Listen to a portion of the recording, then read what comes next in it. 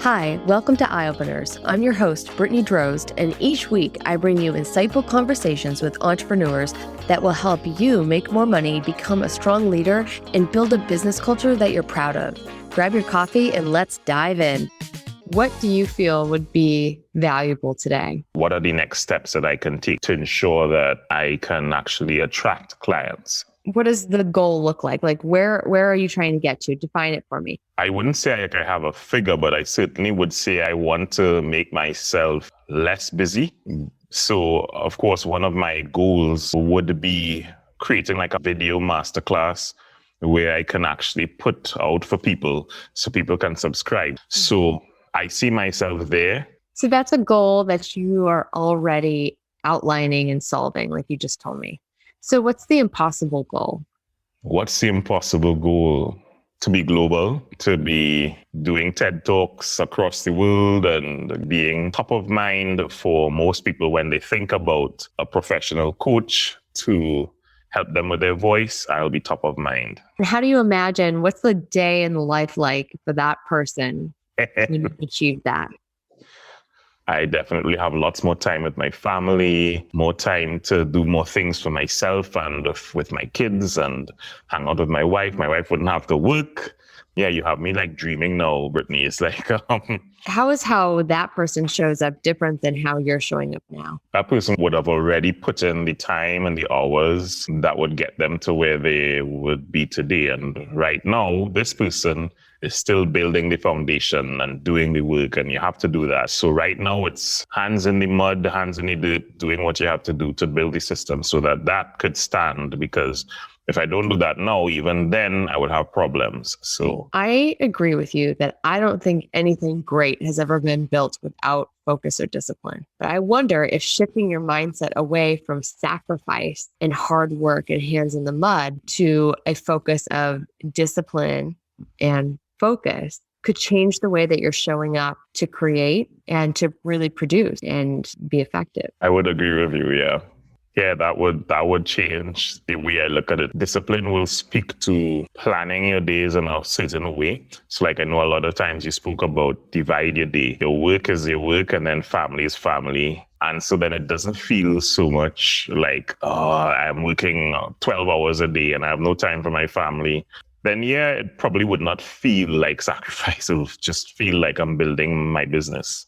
What I deeply believe is that we cut out a lot of great things in our life in efforts to create that impossible goal, that big dream. What that does is it kills all the motivation and the inspiration and the things that we're ultimately trying to get to.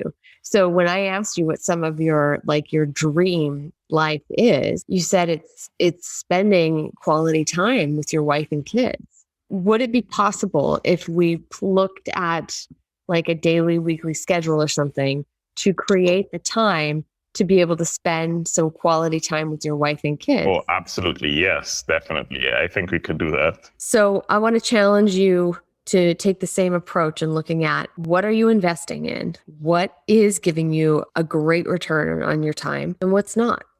I think what I need to invest in is reaching to my ideal target audience. And I'm now discovering that I have defined and recognized that my ideal client would be women in a professional context, and especially looking to find their voice and own the room. What would be possible if you combed through connections that you already have and looked to create a list of all the people that fit that profile, that have had some kind of interaction with you, that maybe you've worked with in the past? Like, what if you put all of those people onto a list somewhere? Yeah, I can do that. I have literally a running list of my clients. I have them written out. And so, yeah, when I look at that, it would help me get a better idea of who they are. What if instead of just looking at the list for attributes, you reached out to each individual on that list? Oh, and say what? What would you say to them? There they are, your ideal client, just sitting there. They already know who you are, which is huge. I have no idea what I'll say to them. I probably have to think about it. There'll be so many different things, but I guess Why is there so many different things? Do you do 100 million different things? Oh, well, okay. I would probably say, hi, I would love to have a conversation with you and help you with how you communicate inside of your professional environment, how you use your voice to communicate, how you can own the room and be heard. Now, let's take that to the next level. What are the things that maybe you're thinking when you're working with a client that you don't necessarily say out loud? Wonder if they're getting value from this. That would be one. I hope that at the end of this, they actually are changed and they can actually implement everything we went through. That will be something. I do hope that they talk to other people about this experience and how good it is, so that there's a referral, it's continuity. What would it be like to say that to them? I don't know. I never thought about saying it to them because I'm not sure if it's appropriate or if it's something that is done. I think, though, that this is where people get stuck, is that waiting for the perfect thing stops you from doing anything. That is true. What we're talking about specifically is working with somebody who is already a fan or an existing customer or a past customer, right? What would it be like to ask them about what was most valuable in our work together? I want to understand what really stood out to you.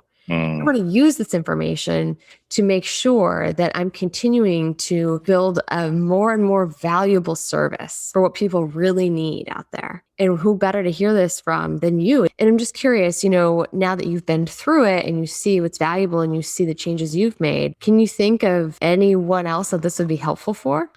Yeah, definitely. When you put it like that I'm not uncomfortable to do that at all. I think the key thing in all of this is help. How did, our work together help you improve? I like that. And helping is ultimately why you got into this in the first place, right? Yes. You happen to know a specific way to really help people, and it changes their outcomes. It changes what they create at work. It changes how they show up into a room. That's a wonderful, wonderful thing to provide, right? And so wouldn't it be amazing to increase the scale of that and therefore increase the impact? Absolutely. Absolutely. Thanks for joining us this week on Eye Openers. Make sure to visit brittanydraws.com/podcast for this week's show notes.